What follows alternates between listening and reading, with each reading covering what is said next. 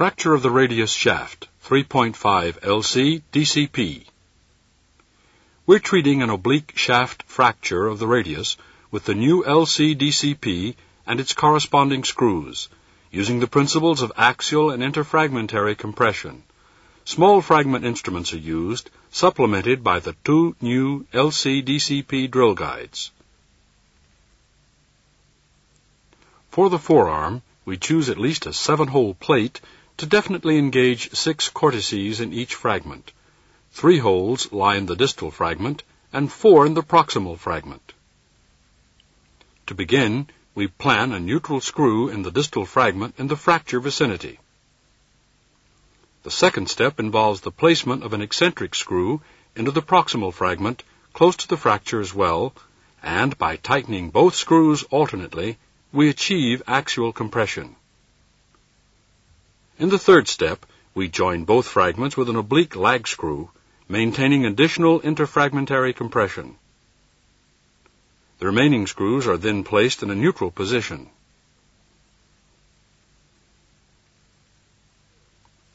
A tension band side does not exist in the forearm, thus the plate should be placed on the convex radial side of the radius, as the surgical approach in this region is the easiest. Therefore, the plate must be contoured.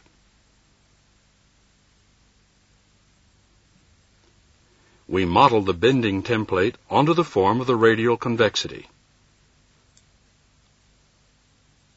To contour the plate to the form of the template, we use these bending irons.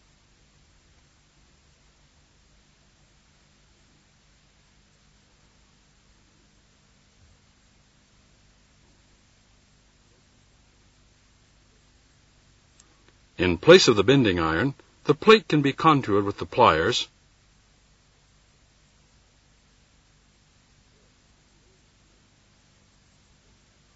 or, while holding the plate with the pliers, the bending iron can be used to twist the plate.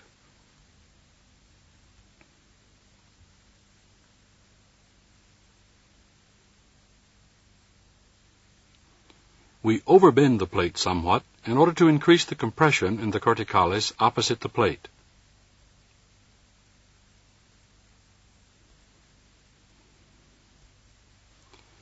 Positioning the 7-hole LC DCP on the radius so that 6 cortices can be engaged in every fragment. Here, we plan to place our interfragmentary lag screw through the middle plate hole. Fixation of the plate on the proximal main fragment, using bone-holding forceps. To begin, as shown in the diagram, we drill with the green LC DCP drill guide, with the arrow pointing towards the fracture and the plate hole close to the fracture line in the distal main fragment. Then we use the 2.5 millimeter drill.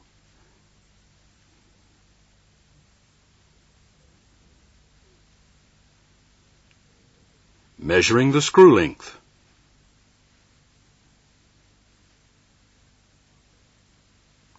Tapping the 3.5 millimeter threads, using the tissue protection sleeve, and reversing the tap occasionally in order to clear the threads from bone chips.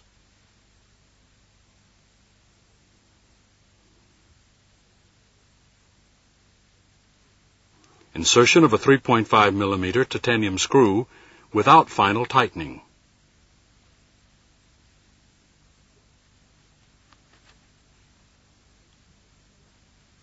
The second screw should lie eccentrically in the proximal fragment.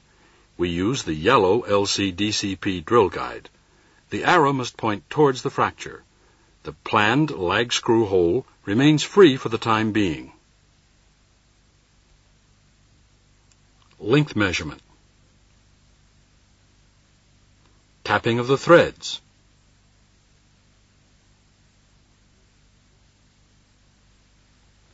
And insertion of a 3.5 millimeter titanium cortical screw. Removal of the plate-holding forceps and tightening of the screw alternately, with the first screw located in a neutral position.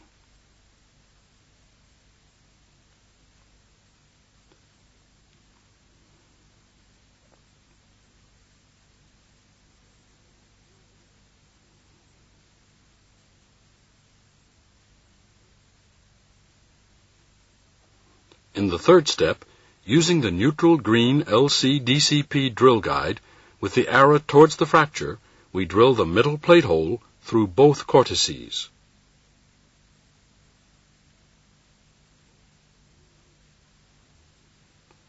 In order to produce a gliding hole for the lag screw, we drill the corticalis nearer the plate with a 3.5 mm drill bit and the accompanying tissue protection sleeve.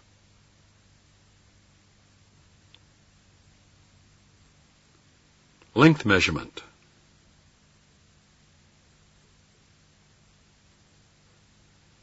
Thread tapping in the corticalis opposite the plate, and insertion of the 3.5 mm titanium cortical screw. By tightening the lag screw, we produce interfragmentary compression and thereby close the fracture gap. The two screws near the fracture line must be tightened alternately. The remaining screws are inserted in a neutral position using the green LC-DCP drill guide. The arrow on the drill guide must always point towards the fracture line.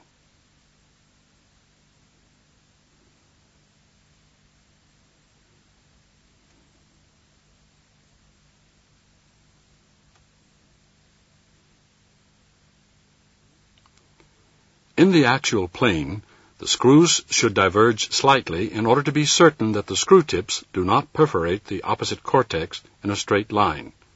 This minimizes the chance of a longitudinal fissure.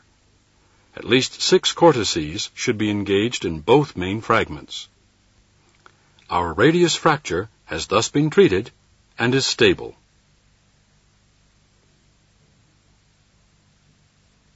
Variation. In the following, the use of the new Universal Telescopic LC-DCP drill guide will be shown. The neutral plate hole is drilled by pressing the telescopic end of the drill guide into the plate gliding hole. Thereby, the rounded end of the drill guide centers itself in the plate gliding hole so that the drill hole lies neutrally. Drilling with 2.5 mm drill.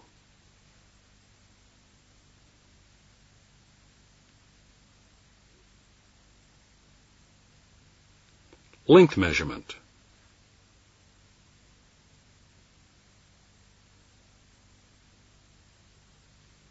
And tapping. Inserting of 3.5 mm screw.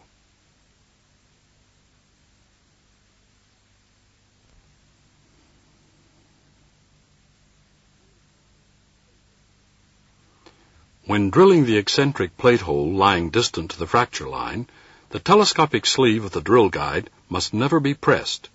Hence, the plate hole comes to lie in the maximum possible eccentric position. Drilling with 2.5 mm drill. Length measurement. Tapping. Inserting of 3.5 mm screw.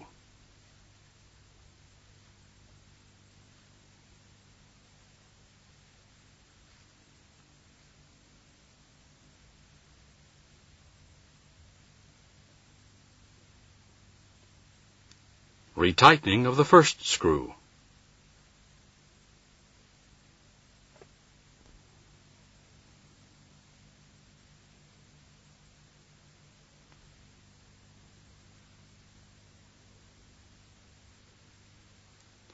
For the lag screw, we drill a 2.5 mm hole in a neutral position.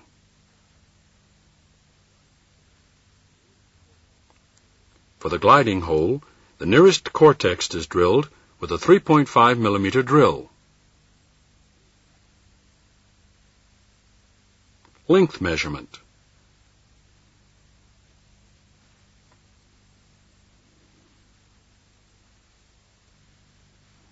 Tapping.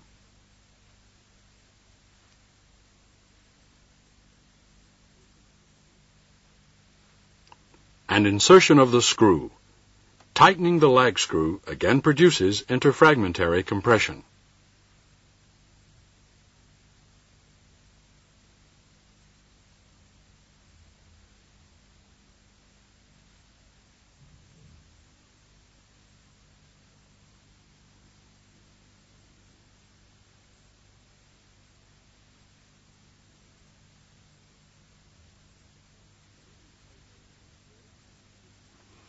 The remaining plate holes are drilled in a neutral position, as shown before. In other words, by pressing the telescopic sleeve into the plate hole with self-centering of the rounded end of the drill guide.